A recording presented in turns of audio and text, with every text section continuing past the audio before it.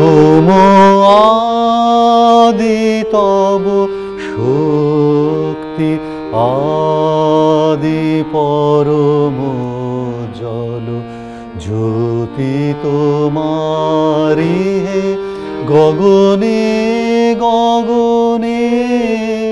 প্রথম আদি তব শক্তি, আদি পরম জল জ্যোতি তোমারি হে গগনে গগনে।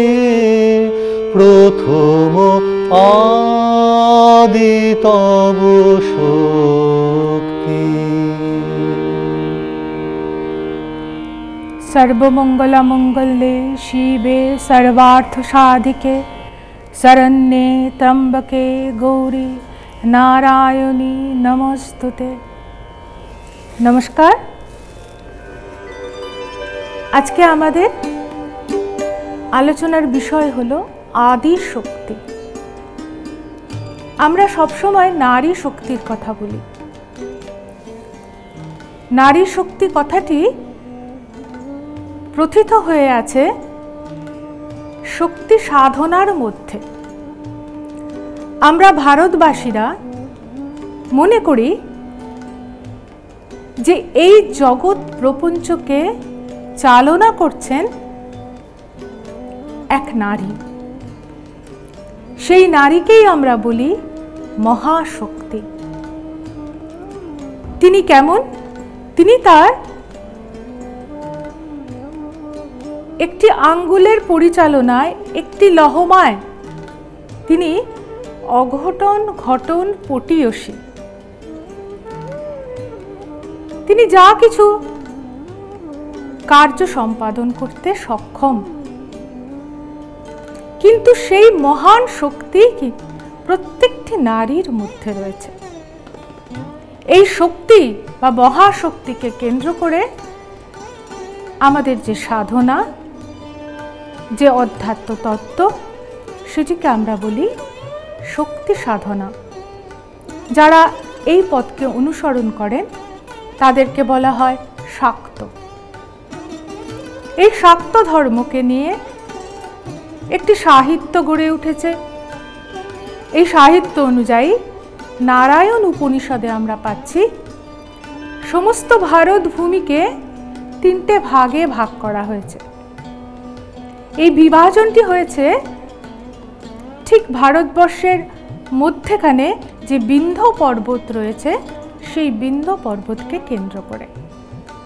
বিন্ধ্য পর্বতের দক্ষিণে যে অংশ তাকে বলা হচ্ছে রথক্রান্তা।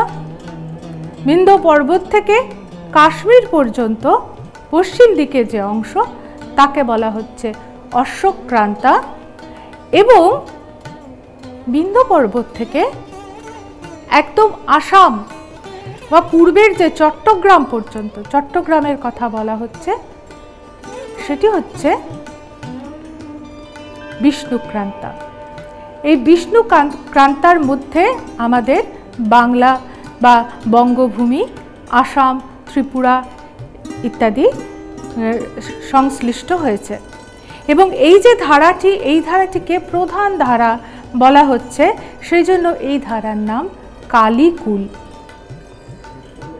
একজন মহাশক্তি কীরকম ভাবে তিনি পরিচালনা করেন এই জগৎকে, আমরা একটা উপমার আশ্রয় গ্রহণ করতে পারি। একদিন দক্ষিণেশ্বর মন্দিরে শ্রীরামকৃষ্ণ হঠাৎ দুপুরবেলায় নিজের আহার সম্পন্ন করে বারান্দায় বেরিয়েছেন, সঙ্গে তার ভাগ্নে হৃদয়। দেখছেন কালীবাড়ির যারা কর্মচারী তাদেরই কোনো আত্মীয় বা আত্মীয়া নতুন এসছে, নববধূ। সে কি করছে? তার আঁচলে একটা চাবির গোছা বেঁধেছে, বেঁধে সেই আঁচলটিকে বনবন বনবন করে ঘোরাচ্ছে। শ্রীরামকৃষ্ণ দেখা মাত্রই পেছনে হটে হৃদয়কে বলছেন, ওই দেখ হৃদু। ঠিক এই রকম ভাবেই মা পরিচালনা করছেন কিভাবে? জগৎকে। তিনি জগৎকে ঘোরাচ্ছেন এই রকম ভাবে। তার যে প্রেরণা, তার যে ইচ্ছা, সেই মহৎ ইচ্ছার জন্য আমরা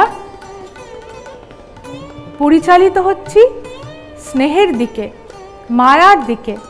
তিনি ঠিক মাকড়সার জালের মতো নিজেই জাল বিস্তার করছেন মায়া মোহে, আবার তিনি গুটিয়ে নিচ্ছেন। তিনি যেমন মহাশক্তি, ঠিক সেরকমভাবেই তিনি প্রত্যেকটি মায়ের মধ্যে, মেয়ের মধ্যে বিরাজ করছেন। আমরা সেই কাহিনী পাই। সেই কাহিনীতে বলা হচ্ছে গণেশ, পার্বতী পুত্র গণেশ একদিন একটি খেলার ছলে একটি বিড়ালকে প্রচণ্ড প্রহার করলেন। বাড়িতে ফিরে দেখেন মায়ের গায়ে ঠিক সেই রকম প্রহারের চিহ্ন। খুব বিস্মিত হয়ে দেবী পার্বতীকে বললেন, মা, কে তোমাকে এরকমভাবে প্রহার করেছে? তুমি একবার নামটুকু শুধু আমায় বলো, আমি তাকে গিয়ে মেরে আসি। দুষ্টু ছেলেকে পার্বতী বোঝাচ্ছেন, বাবা, তুমি তো আমাকেই মেরেছ, তোমার প্রহারের জন্যই তো আমার গায়ে এরকম দাগ পড়েছে।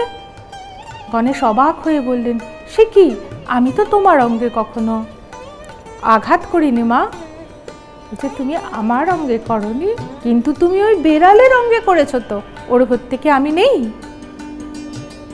এই তত্ত্বকথা, এই লোককাহিনীর মধ্যে দিয়ে আমরা কিন্তু এগিয়ে যাই সেই শক্তি সাধনার দিকে, সেই আদি শক্তির দিকে। আমরা দেখি যে যা বিরাট তা ক্ষুদ্রের মধ্যেই রয়েছে। যদি আমরা ক্ষুদ্রকে ঠিকভাবে সম্মান করতে পারি, তাহলে আমরা সেই বিরাটকেই সম্মান করব, বিরাটের দিকেই এগিয়ে যাব।